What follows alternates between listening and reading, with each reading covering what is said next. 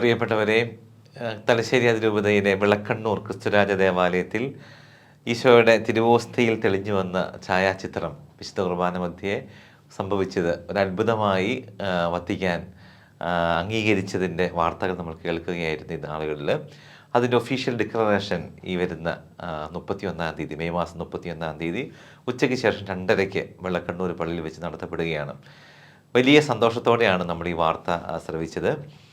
കേരള സഭയ്ക്ക് മുഴുവൻ വിശ്വാസത്തിൻ്റെ ഒരു ജ്വാല ഒരിക്കൽ കൂടി ആളിക്കത്തിക്കാൻ ഇടയാകുന്ന വിധത്തിലുള്ള ഒരു ദൈവിക ഇടപെടലായിരുന്നു ഇത്.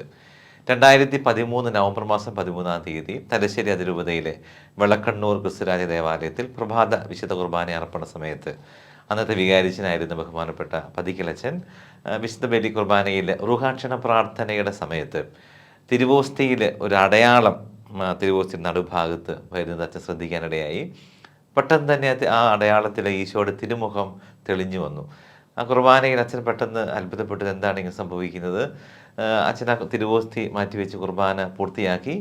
അന്ന് കുർബാനയിൽ പങ്കെടുത്തിരുന്ന ആളുകൾ പെട്ടെന്ന് അച്ഛനിത് കാണിക്കുകയും അവരും ഒത്തിരി അത്ഭുതപ്പെട്ടു. തുടർന്ന് അവിടെ വിശുദ്ധ കുർബാന അരളിക്കൽ എഴുന്നള്ളിച്ച് വെച്ച് ആരാധന നടത്തി. ഒരുപാട് ആളുകൾ ആ സമയത്ത്, ഒരു 10-12 വർഷം മുമ്പത്തെ കാര്യമാണ്, ഒരുപാട് ആളുകൾ തലശ്ശേരി രൂപതയിൽ നിന്നും മറ്റ് സമീപ പ്രദേശങ്ങളിൽ നിന്നൊക്കെ വെളക്കണ്ണൂരിലേക്ക് എത്തി ഈ അത്ഭുത പ്രതിഭാസത്തെ കുറിച്ച് കണ്ടു. നമുക്ക് മനസ്സിലാക്കാൻ പറ്റാത്ത രീതിയിലുള്ള ഒരു സംഭവമായിരുന്നു. അതെങ്ങനെയാണ് ഈ തിരുവോസ്തിയിൽ ഈശോയുടെ മുഖം ഇങ്ങനെ തെളിഞ്ഞു വരുന്നത്. 2 ദിവസത്തോളം വെളക്കണ്ണൂർ പള്ളിയിലേക്ക് ആളുകൾ വരികയും കാണുകയും ചെയ്തു. ഇങ്ങനത്തെ അസാധാരണമായ സംഭവങ്ങൾ സംഭവിക്കുമ്പോൾ തീർച്ചയായും അത് സഭ മേൽദർശന്മാരെ അറിയിക്കുകയും അതിന് പ്രകാരം ഈ തിരുവോസ്തി നമ്മൾ തലശ്ശേരി അതിരൂപത ആർച്ച് ബിഷപ്പ് ഹൗസിലേക്ക് കൊണ്ടുവരികയും ചെയ്തു. ഈ സംഭവത്തെക്കുറിച്ച് അന്നത്തെ മേജർ ആർച്ച് ബിഷപ്പായിരുന്ന അഭിവന്ധ്യ കർദിനാൾ ആലഞ്ചേരി പിതാവിനെ വിവരം അറിയിക്കുകയും പിതാവ് സിറോ മലബാർ സഭയുടെ സിനഡൽ കമ്മീഷൻ അഭിവന്ധ്യ മാർ ജോസഫ് കളറങ്ങാട്ട് പിതാവും അഭിവന്ധ്യ മാർ ജോസഫ് അരിമച്ചാടത്ത് പിതാവും അഭിവന്ധ്യ ജോർജ് നള്ളക്കാട്ട് പിതാവും അടങ്ങിയ ഡോക്ടർ കമ്മീഷൻ അവരുടേതായ രീതിയിലൊരു സംഘത്തെ ഇതിനു വേണ്ടി എക്സ്പേർട്ട് സംഘത്തെ നിയോഗിക്കുകയും ചെയ്തു. അവരിതേക്കുറിച്ചുള്ള കാര്യങ്ങൾ മനസ്സിലാക്കി റിപ്പോർട്ട് തയ്യാറാക്കി അങ്ങനെ അത് സിനഡിന് സമർപ്പിക്കുന്നു. പിന്നീട് ഈ തിരുവോസ്തി വത്തിക്കാനിലേക്ക് നൂൻഷ്യേച്ചർ വഴി നമ്മൾ കൊണ്ടുപോയി. അങ്ങനെ കുറേ കാലം അതിൻ്റെ പ്രത്യേകിച്ച് ഒരു അറിയിപ്പ് നമുക്ക് ലഭിക്കാതെ അങ്ങനെ അങ്ങ് മുന്നോട്ട് പോയി.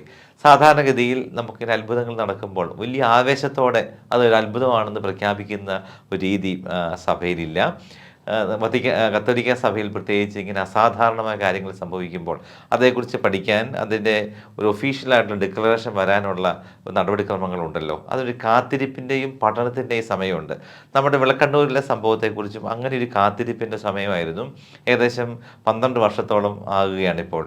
അങ്ങനെ 2023 നമ്മൾ വത്തിക്കാൻ സ്ഥാനപതി വഴി വിശ്വാസ തിരുസംഘത്തിലേക്ക് ഈ തിരുവോസ്തിയുടെ പഠനത്തെക്കുറിച്ചുള്ള എന്തെങ്കിലും അപ്ഡേഷൻ തരാറായോ എന്നൊരു നമ്മൾ പാമ്പ്ളാനി പിതാവ് എഴുതുകയുണ്ടായി. അതിന് പ്രകാരം നമുക്ക് പിന്നീട് ചില കമ്മ്യൂണിക്കേഷൻസ് കിട്ടി. അങ്ങനെ അവർ പറഞ്ഞു ഇനിയും ചില ശാസ്ത്രീയ പഠനങ്ങൾ സജസ്റ്റ് ചെയ്യുന്നുണ്ട്. അതിന് പ്രകാരം റോമിൽ നിന്ന് നിർദ്ദേശിച്ച 2 ശാസ്ത്രീയ പഠനങ്ങൾ, അത് രണ്ടിനുമുള്ള സാഹചര്യം ഇന്ത്യയിലുണ്ടായിരുന്നു. ഇന്ത്യയിലെ ബാംഗ്ലൂർ ക്രൈസ്റ്റ് യൂണിവേഴ്സിറ്റിയുടെ ലാബിൽ റോം നിർദ്ദേശിച്ച പഠനങ്ങൾക്കുള്ള അത്യാധുനിക സൗകര്യങ്ങളും ഉപകരണങ്ങളും ഉണ്ടായിരുന്നു. അങ്ങനെ നമ്മൾ തിരുവോസ്തി റോമിൽ നിന്ന് നൂൻഷ്യേച്ചർ വഴി തലശ്ശേരി നമ്മുടെ ബിഷപ്പ് ഹൗസിലെത്തി.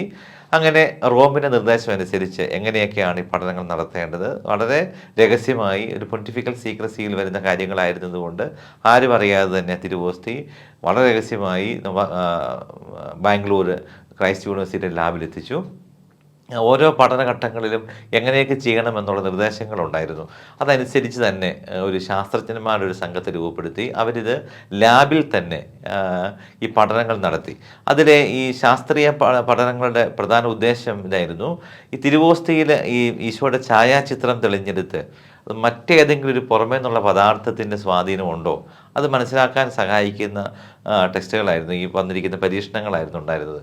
ഈ പരീക്ഷണങ്ങളെല്ലാം ഈ ശാസ്ത്രജ്ഞന്മാർ കണ്ടെത്തിയ കാര്യം മറ്റൊരു പദാർത്ഥത്തിൻ്റെ സ്വാധീനം പുറമേ നിന്ന് കാണുന്നില്ല. അപ്പോൾ അതെങ്ങനെയാണ് ഈശോയുടെ തിരുമുഖം തെളിഞ്ഞത്? അതൊരു അസാധാരണ കാര്യമായിട്ട് തന്നെ പരിഗണിക്കേണ്ടി വരും. ഒപ്പം ദൈവശാസ്ത്രജ്ഞന്മാരുടെ ഒരു സംഘത്തെ നമ്മൾ രൂപപ്പെടുത്തിയിട്ടുണ്ടായിരുന്നു. ഇതെല്ലാം ഈ വിശ്വാസ തിരുസംഘത്തിൻ്റെ നിർദ്ദേശമനുസരിച്ചായിരുന്നു. അവരും അവരുടെ നിരീക്ഷണങ്ങളെല്ലാം വെച്ച് ഈ ശാസ്ത്രീയ പഠനങ്ങളുടെ റിപ്പോർട്ടുകളും കൂടി ക്രൈസ്റ്റിൽ നിന്ന് നമുക്ക് ശാസ്ത്രജ്ഞന്മാർ തയ്യാറാക്കുന്ന റിപ്പോർട്ടെല്ലാം കൂടി നമ്മൾ വത്തിക്കാനിലേക്ക് വീണ്ടും വിശ്വാസ തിരുസംഘത്തിലേക്ക് അയക്കുന്നു. അവർ ആ പഠനങ്ങൾ വീണ്ടും വിശദമായ പഠനത്തിന് വിധേയമാക്കി റിപ്പോർട്ടുകൾ അതേക്കുറിച്ച് പഠിച്ചു. അങ്ങനെയാണ് റോമിൽ നിന്ന് നമുക്ക് 2024 മാർച്ച് മാസത്തോടു കൂടി വിശ്വാസ തിരുസംഘത്തിൽ നിന്ന് അറിയിപ്പ് വരുന്നു.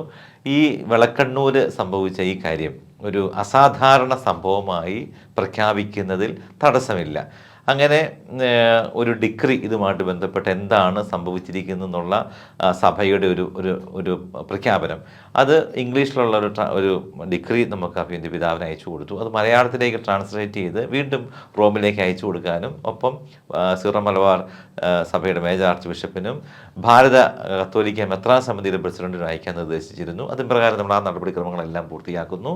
അങ്ങനെയാണ് മെയ് മാസം 9-ാം തീയതി ഈ കാര്യം ദൈവജനത്തെ ഇതൊരു അസാധാരണ സംഭവമായി പ്രഖ്യാപിക്കുന്നതിൽ തടസ്സമില്ല എന്ന് ഉള്ള കാര്യം ദൈവജനത്തെ അറിയിക്കാൻ നമുക്ക് വത്തിക്കാനിൽ നിന്ന് അനുമതി ലഭിക്കുകയാണ്.